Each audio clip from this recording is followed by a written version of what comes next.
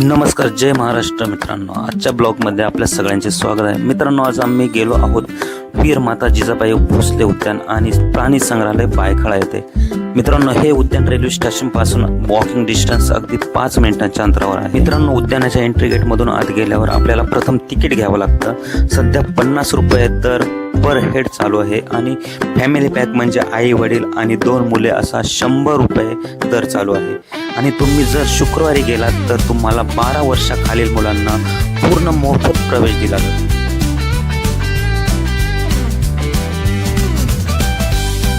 मित्रांनो, तिकीट घेतल्यानंतर आपल्याला या गेटमधून सिक्युरिटी चेक करून आतमध्ये प्रवेश दिला जातो. आणि मित्रांनो, तुम्ही जर बाहेरून विकत आणलेले पाण्याची बॉटल, पॅकिंग फूड, चिप्स अशा वस्तू आणल्या असतील तर त्या अलाव केल्या जात नाहीत. त्यामुळे तुम्ही जर ह्या वस्तू घेऊन आला असाल तर कृपया ह्या घेऊन जाऊ नये. सिक्युरिटी चेक झाल्यानंतर समोर छत्रपती शिवाजी महाराजांचा भव्य असा पुतळा आपल्याला दिसतो. चला तर मित्रांनो, आता पुढे जाऊया. आपल्याला कोणता प्राणी पहिल्यांदा पाहायला भेटतो ते बघूया. मित्रांनो, आपण पोहोचलेलो आहोत. खूपच गर्दी आहे आणि आता बघूया आपल्याला कोणता प्राणी पाहायला भेटतोय ते. चला तर बघूया. हे बघा मित्रांनो, पूर्ण काचेमध्ये बनवलेलं आहे. हे छान प्रकारे बनवलेलं आहे आणि याच्या आतमध्ये प्राण्यांना सोडलेलं आहे.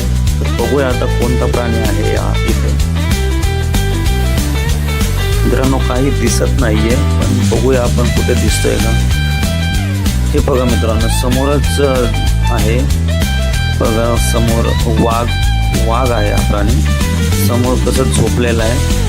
दुपारची वेळ असल्यामुळे तो निवांत झोपलेला आहे. दुपारची कमीत कमी आता 1 वाजलेले आहेत, त्यामुळे तो निवांत झोपलेला आहे सावलीला.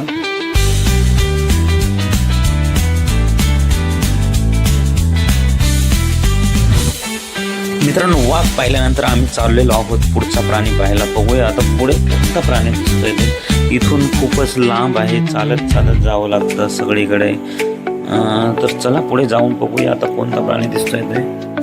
लोकांची खूप गर्दी आहे. मित्रांनो, बघा हे कंपाऊंड किती छान प्रकारे बनवलेलं आहे ना. एकदम जसं ओरिजिनल लाकूडच आहे असं वाटतं, पण हे लाकडाचं नसून हे सिमेंटचं बनवलेलं आहे. पण दिसायला किती एकदम लाकूडच वाटतंय ना. बघा कसं छान प्रकारे बनवलेलं आहे. बघा मित्रांनो, समोरून वाघ आलेला आहे. सावध राहा.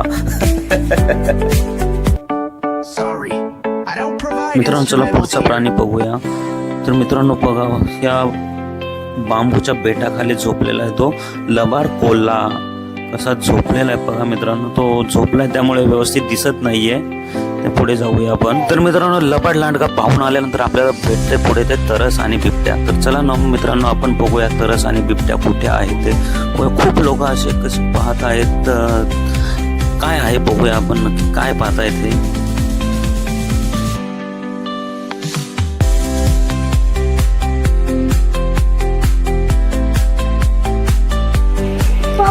मित्रांनो, इथे बघा बिबट्या कसा झोपलेला आहे. तुम्हाला हे दाखवतो आहे. 1 मिनिट. वाघाच्या नंतर सर्वात खतरनाक प्राणी म्हणजे हा बिबट्या. बघा कसा झोपलेला आहे. 2 बिबट्या आहेत मित्रांनो इथे. बघा एक इथे झोपलेला आहे आणि एक समोर तिथे बसलेला आहे. 1 मिनिट तुम्हाला झूम करून दाखवतो मी. हे बघा मित्रांनो, कसं बसलेला आहे. एकदम राजा महाराजा सारखा बसलेला आहे आणि हा किती निवांत असा झोपलेला आहे मित्रांनो. या बिबट्याबद्दल सांगायचं झालं तर हा बिबट्या खूप खतरनाक प्राणी मित्रांनो. हा माणसावर सुद्धा चाल करू शकतो आणि करतोही.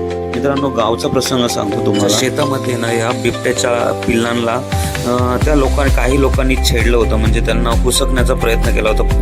ते त्या बिबट्याच्या आईने पाहिलं आणि तिथून येणाऱ्या जाणाऱ्यांना ते जवळ येऊनच देत नसायचे. कुणी बाईकवर चाललं तर त्यांच्यावर ते चाल करायचे. आणि लहान मुलांना सुद्धा यांच्यापासून खूप धोका आहे मित्रांनो. समोरून, घराच्या समोरून सुद्धा या बिबट्याने लहान मुलांना उचलून नेलेला आहे. मित्रांनो, बिबट्यानंतर आपण बघूया पुढचा प्राणी, तो म्हणजे हा तरस. मित्रांनो, हा तरस सेम टू सेम कोल्ह्यासारखा दिसतोय. बघा कसं कोल्ह्यासारखं दिसतोय. त्याचं तोंडही सेम कोल्ह्यासारखं आहे. मित्रांनो, हा तरस आहे ना, हा छोट्या छोट्या प्राण्या म्हणजे शेळी, मेंढी ह्यांची शिकार करून तो स्वतःची भूक भागवतो.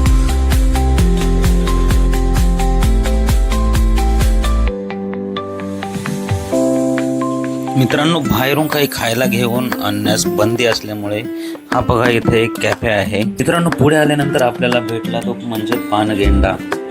बघा कसा पाण्यामध्ये बसलेला आहे तो, वरती काही निघतच नाही. कधीपासून आम्ही त्याचं वाट पाहतोय की आत्ता निघेल मग निघेल, पण तो फक्त फक्त तोंड वर करायचा आणि पुन्हा खाली करायचा, पाण्यामध्ये तोंड घालायचं, पण तो काय उठला नाही. एवढे कावळे त्याचे. नंतर मित्रांनो आम्ही आलो आहोत ते म्हणजे माकड सेक्शनला. तर मित्रांनो इथे आल्यानंतर ही बोपडी आमची बघा काय म्हणते ते. नंग्या बाबा माकड. नंग्या बाबा माकड. हे बघ दिसला काय बघ. नंग्या बाबा माकड. आमच्या शाळेत येतो.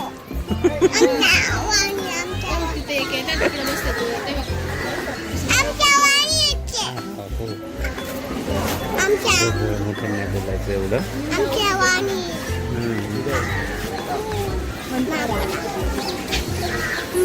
दिसलं काय बघ. इथे वरचे दिसलं का. दिसलं का माकड कसं उड्या मारलं बघा. हे बघा आलं छोटंच. तर मित्रांनो बोबडीच्या भाषेतलं नंग्या बाबा माकड पाहिल्यानंतर आम्ही थेट आलो ते सांबर पाहायला. हरण आणि सांबर पाहायला. बघा इथे कसे बसलेले आहेत ते सांबर.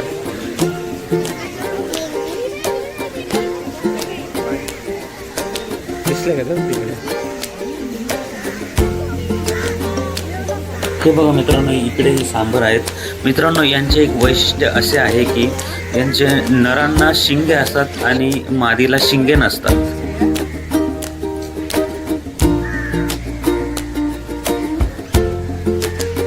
मित्रांनो सांबर पाहिल्यानंतर आम्ही चाललेलो आहोत ते म्हणजे लहान मुलांचा सर्वात आवडता पक्षी पाहण्यासाठी, पेंग्विन पाहण्यासाठी. श्रावी आणि श्रीशा बघा कसे उड्या मारत चाललेले आहे, गाणं बोलताय.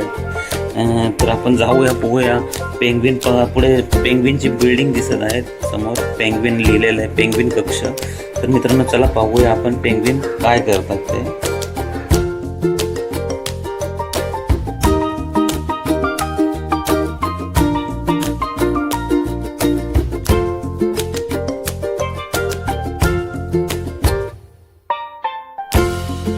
तर मित्रांनो गेटमधून आतमध्ये आल्यानंतर हे पहा पुढे काय लिहिलेलं आहे ते. हॅम्बोल्ट पेंग्विन कक्ष. तर मित्रांनो आपण आतमध्ये जाऊन बघूया पेंग्विन.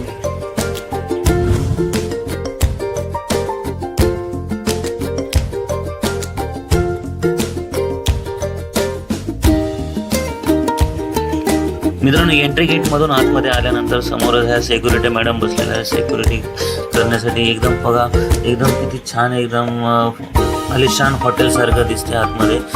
तर मित्रांनो आपण जाऊन बघूया पेंग्विन कुठे आहेत ते.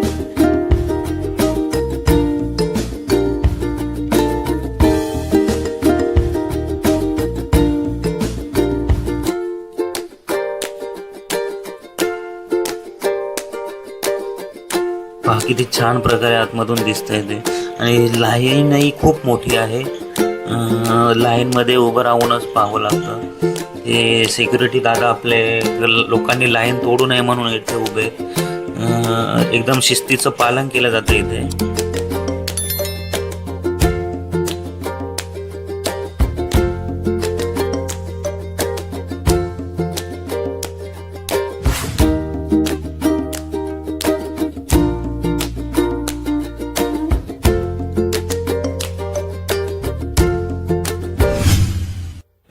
पेंग्विन पाहिल्यानंतर आम्ही आलेलो ते पान पक्षी पाहिला.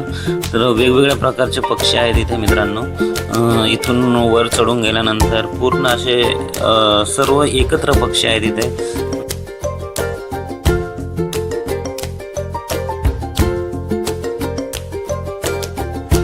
हे बघा मित्रांनो हे या उद्यानातील सर्वात शेवटचं सेक्शन आहे. हे पक्ष्यांचं सेक्शन. यामध्ये वेगवेगळ्या प्रकारचे पोपट आहेत. त्यांच्या वेगवेगळ्या जाती आहेत इथे. ते आपल्याला इथे पाहायला मिळतात. मित्रांनो आजचा ब्लॉग आपल्याला कसा वाटला ते कमेंट्समध्ये नक्की सांगा आणि चॅनलला प्लीज सबस्क्राईब करा आणि व्हिडिओला लाईक करा. जय हिंद, जय महाराष्ट्र.